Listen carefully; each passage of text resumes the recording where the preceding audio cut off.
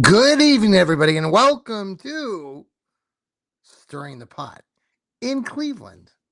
It's a Monday night.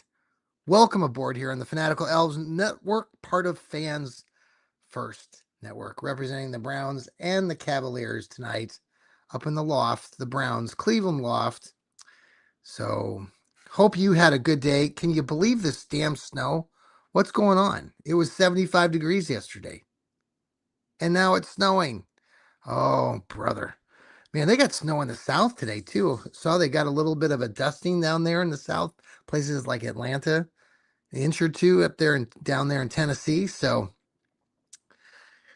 we'll just wait another day and it'll warm up. So welcome again on our show tonight. We're just going to touch base. We're going to be real quick tonight on our show, this program. Monday night later on this week, I've got a Johnny Cleveland podcast. Have a special guest in waiting, trying to figure out a time. Looks like it's going to be Wednesday in the evening. So stay tuned for that. Thursday we'll be again doing the Fanatical Elves show. And then Rod Bloom will have his show, the Browns Blitz, coming up.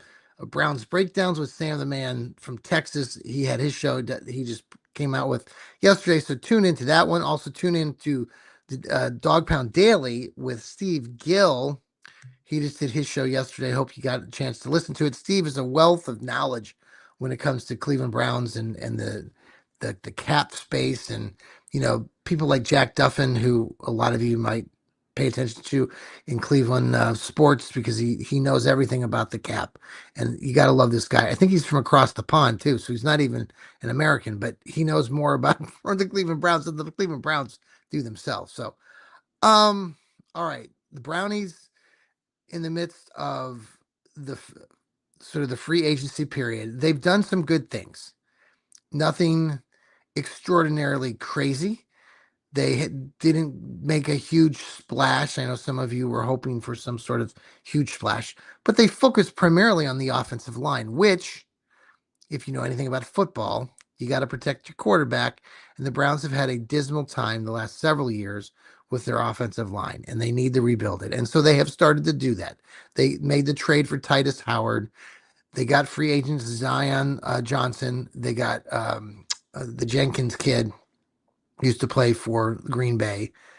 And they've also shored up some things on the defense. I know Devin Bush left, and in place of that, we've got Quincy Williams coming over.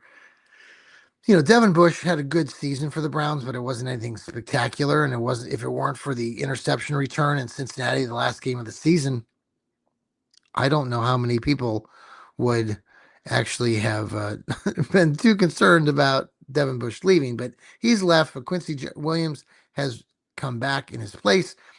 I saw some film today.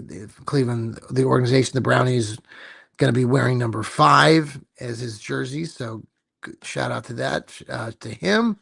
He seems like he's an electric player, and I think he'll help the defense immensely. But that offensive line is really where the Browns need to get better. And hopefully they've signed these guys, and all these guys that we're talking about, Titus Howard, Zion Johnson, the Jenkins guy, they're all very versatile. They all can move around the line. They're not just set at one position. They can go left. They can go right. They can go guard. Maybe they could go tackle. Obviously, we know that the Browns defense, or the offensive line, has been in shambles for a while now, and they got to get that taken care of. Now, these guys aren't spring chickens. They're young, or they're not spring chickens. They're older, and so we're hopeful that these guys don't run into injuries. Knock on wood, like some of the other guys.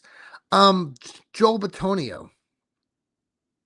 I think we're now on week 4 or week 5, waiting on what the hell Joel Bitonio is going to do. I know Steve Gill and I talked about it a little bit on the Fanatical Elf show last Thursday, and Steve even openly admitted that he was a little peeved with Joel Joe Batonio. And to be quite honest, there are more people coming out of the woodwork expressing the same opinion. And I don't quite understand it either. Joe Batonio has been with this organization for a long, long time. And while the Browns have not been the best organization run and they've made some boneheaded mistakes, what he's doing right now and not making the decision or whatever, it's becoming very annoying. And I don't know. We don't know everything with the monies. We're, until everything comes out in the clear, which right now everything is mud. It's all muddled. We don't know exactly what he's going to do. We don't know exactly what has happened already behind closed doors. So we'll find out sooner or later. But right now, the perception of Joe Batoni and what is going on with the organization is a little odd, and I don't think it helps him any the longer that he holds off and doesn't say something or make an announcement one way or the other. If he wants to go play for another team, that's fine, whatever. But the expectation is he's probably going to retire. We'll find out soon enough. Hey, let's pause here for a quick commercial break. This is Stirring the Pot in Cleveland. Thank you for coming back to Stirring the Pot in Cleveland. And go have yourself a cup of Joe Hemisphere Coffee Roasters. They shake the hand of the farmer.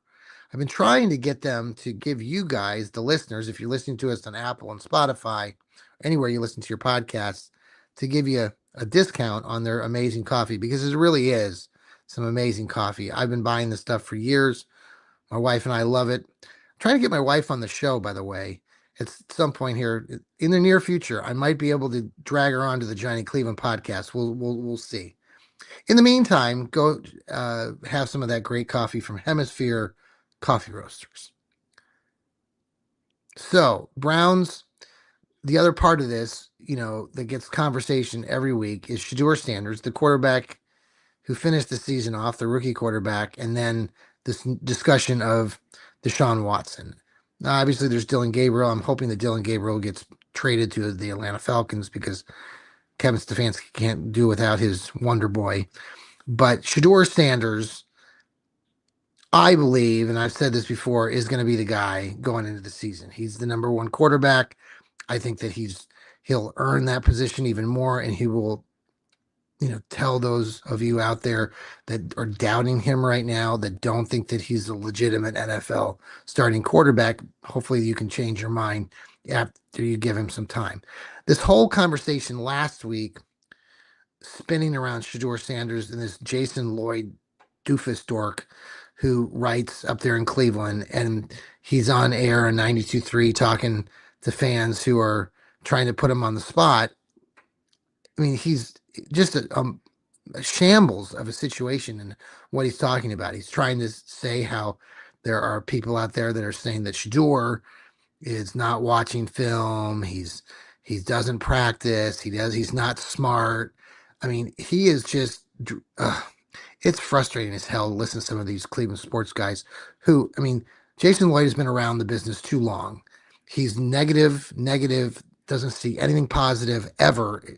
And having seen him in person, and seen him in situations, it's disappointing that you have so many of these beat writers that just aren't supportive of this Cleveland Browns organization.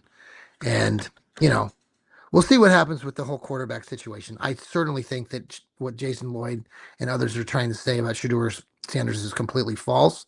I think they're lying, and then when they try to cover it up and say, "Why would I lie? I've been doing this for 20 some years."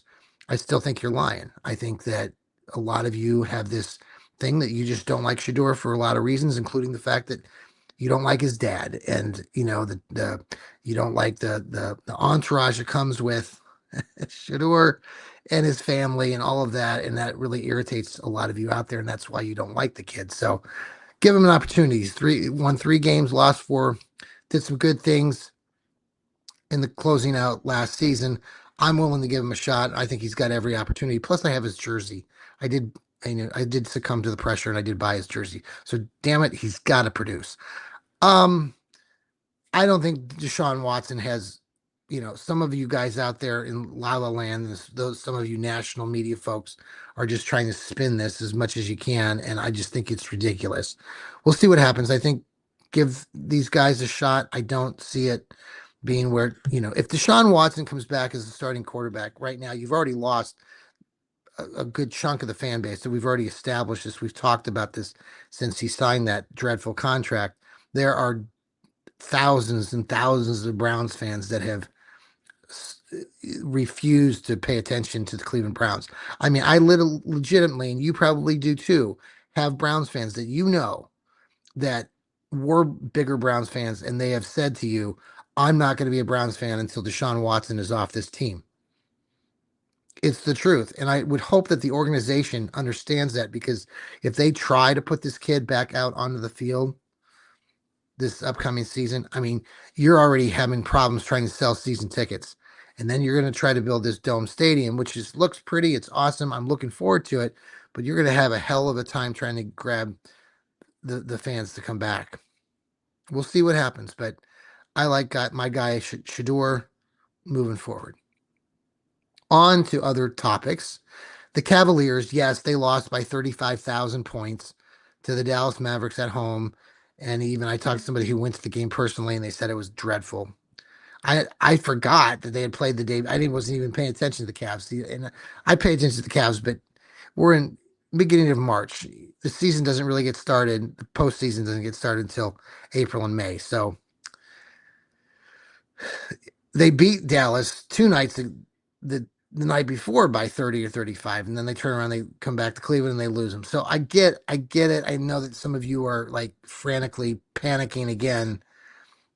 People out there, oh, the team like that can't lose to Dallas by 34 points. They're not a championship quality team. I'm like, come on, folks. I just checked. They're in fourth place. They're 41 wins and 27 losses. They're fine. They're 14 games above 500. They're in the fourth spot. They'll probably stay there for the time being. Maybe they climb to the 3 spot. Who the hell cares? They're going to play the 3 seed. They're going to play the 5 seed. We'll find out. Or the 6 seed. The 6 seed or the 5 seed. Give it time. All of you guys got on the bandwagon, when James Harden came on board. Don't panic. Don't panic. I'm going to tell you not to panic. That's the third time I told you not to, but you're still going to, because it's basketball. There's a lot of games to be played. So give it some time. Give it some time. All right. I want to end, by the way, I want to end talking about the MAC, the league, the Mid-American Basketball Conference, that has teams like Akron, Kent State, Bowling Green, Toledo, Western Michigan, to name a few, Buffalo. And this week I got to go up to Cleveland to write for Northeast Ohio Sports Insiders, great little blog group run by Natalie. Shout out to the guys that work there, like Bill and Munch Bishop. And it's just a good group of quality writers, and we try to do the best we can. And I got to cover the MAC tournament. Primarily, I follow the women's tournament. I didn't really cover the games for the guys. So next year, my goal is to be up there for both and cover both as much as possible. This year, it was trying to get my feet wet. Last year, I went to the championship game of the women's tournament. This year, I was there for the semis and the championship game. Really good stuff. Really enjoyed that. On my way up to the MAC tournament, many of you know that Rocket Arena now, which has been named other things in the past, now it's called Rocket Arena, is basically attached next to Jacobs Field, or what was Jacobs Field, Progressive Field now. And when I got up there on Friday, there's still a lot of construction going on at Progressive Field. And so it was cool. I talked to saw a few of the construction guys, and that you could see what they were working on, different things. It's really amazing, pretty cool. So got me excited about baseball. Baseball's right around the corner. The Guardians will be opening their season. They open the season on the road. They start out in Seattle. Their home opener is a week later, I think April 1st or 2nd, when they have the Chicago Cubs come to town. So that'll be a fun series to open the season. I was just looking at the baseball season itself, and I was looking at, I might go up there for a game in June. But that got me excited. Baseball, they're working on the ballpark there. They put in all blue seats now throughout the stadium. It really looks sharp. But anyhow, I go to this MAC tournament and just shout out to all those fans, the players, the coaches. Had an opportunity to talk to some of those coaches prior to the tournament that started on Wednesday for the women when they had their quarterfinals, and just really appreciate getting the opportunity to talk to those coaches. And you learn a lot. And I've been around the MAC for many years. Daughter played basketball. Many of you know that at Buffalo, starting back in 2014. So I've had an opportunity to go to that MAC tournament for several years in a row when she was there, and then now the last couple of years I've been up there for the sports writing. And when you get an opportunity to do that, it's a thrill for myself, loving sports and getting to talk to the players and the coaches and just the women's side of things. The Miami of Ohio women won the MAC championship. They beat Toledo in the final. Toledo was a unexpected participant in the finals because they were the sixth seed and they upset Ball State the day earlier in the semifinals. Ball State was the number two seed and it actually tied Miami of Ohio for that number one or a share of the tournament or the title, but they had lost to Miami of Ohio previously in the season, so they got the number two seed. Finished with a record of like 26 wins and seven losses. A superior, great season, like so many of these teams. By the way, Miami, shout out to Miami, their coach Glenn Box and all their players. They have a very international team. They have players from Israel, the Netherlands, I think China. There's somebody else from I'm forgetting where right now, but it's a very diverse group of players, and they are really a solid basketball team. They will give fits. They are playing. They got an automatic bid. Trying to think who they get to play the first. They're the 13th seed, and if they have to play a four seed. I have to look at the bracket again later. I can't think of. Oh, they play West Virginia. West Virginia, they have to go down to Morgantown. It's a home game for Morgantown, and they have to play down there. Now, short story here, Buffalo, when my daughter was a freshman for Buffalo, they made it to what was the WNIT back then, and they played West Virginia in an opening round game down then. Didn't go, but a little interesting because it involved West Virginia. So good luck to the Miami of Ohio women's basketball team. They did some really good things in this tournament. The other team that lost in the semis, I mentioned Ball State. I know they're a team from Indiana. I know we're covering Cleveland sports, but I just if you follow our sports, teams like Ball State, they had a very good year, and women's basketball is a little different than the men's basketball tournament. I don't know if many of you follow this, but on the women's tournament, they have the regular 64 team bracket like the men do, but they also have an additional tournament called the women's basketball invitational. It's the WBIA. No, it's the WBIT. Um, they're newer. It's been in play for about 3 years, and they're supposedly taking the 32 next best teams beyond the 64. And Ball State did not get invited to that tournament. Now the WNIT used to be like the second fiddle. They were like the second tiered tournament behind the NCAA, but that has changed now with this new WBIT, and Ball State was left out of that. And then Ball State decided not to participate in the WNIT for different reasons. Part of that includes the WNIT, they actually charge the teams to participate. And that just seems a little backwards. When you go to the NCAA tournament, you get money from, I think, the tournament. You don't have to pay in. Obviously, maybe you have to pay for some things when it comes to travel and maybe food and some accommodations. But anyway, very tough to see that. I thought it was kind of a bummer that they did not get in. but that's how the ball bounces, right? So it's funny though, because then what happens is the good teams with the better records, like Ball State, doesn't accept the bid to go to the WNIT, and now the WNIT has been so watered down because they still need to fill a 48 team bracket.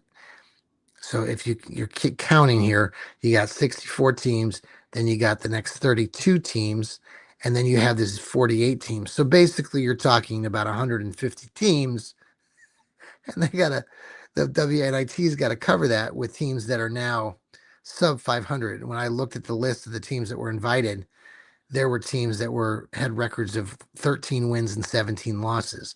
That doesn't seem quite right to put teams with losing records in the big, or supposedly basketball tournaments at the end of the year. But that's what's happening, especially in the women's side of basketball. I'm not sure what the guys exactly do. I know the guys still have the WNI or the NIT, which is still considered the second best one. Interestingly enough, the WBIT, they are having their finals in Wichita, Kansas. That's my hometown that I grew, not my hometown, but it's where I lived for 26 years. And they have a great basketball environment. I've mentioned this before on my Johnny Cleveland podcast, but if you get an opportunity to go watch a college basketball game, go to Kansas, spend a weekend in Kansas, hit Allen Fieldhouse at KU, Kansas Jayhawks, and then run down. I mean, you can go over to K State, but the Brantlage Coliseum or whatever they call it there in Kansas State, not very. It's just a boring arena. I like Kansas State, but I like their football team. Their basketball team is But then run down I-35 and go to Wichita State and check out a game there. Wichita State's venue is got to be, in my mind, at least top, maybe not top 5, probably top 10 basketball college arenas that I've been in. And I've seen some good ones. I've been to Duke and Ohio State and different places. No, Ohio State's not much, but it's the old St. John's Arena I'm referring to. But if you get an opportunity, go down to Wichita State. The play-in games over in Dayton, the Dayton Arena, University of Dayton Arena. That's a great venue for basketball. So that's a really top tier one. But Wichita State, there's something special. They've got the seats are like it's surrounded, almost circular, and you feel like you're right on top of the players when you're in that arena out there in Wichita State. So the women's WBIT, they're going to have the finals at that location. So that should be a lot of fun. All right, folks, that's all I got for you tonight on this Monday night, March 16th, a day before. That's right. What's tomorrow? That's right, St. Patty's Day.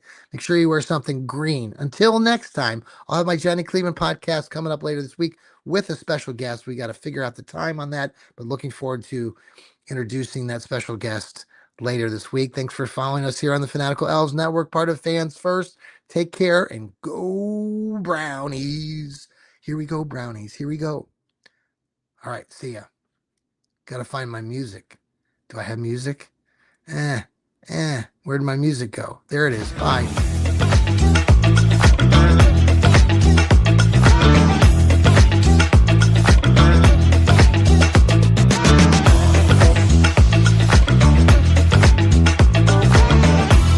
Don't tell me this music you don't want to get up and dance, right? Oh, you know you do.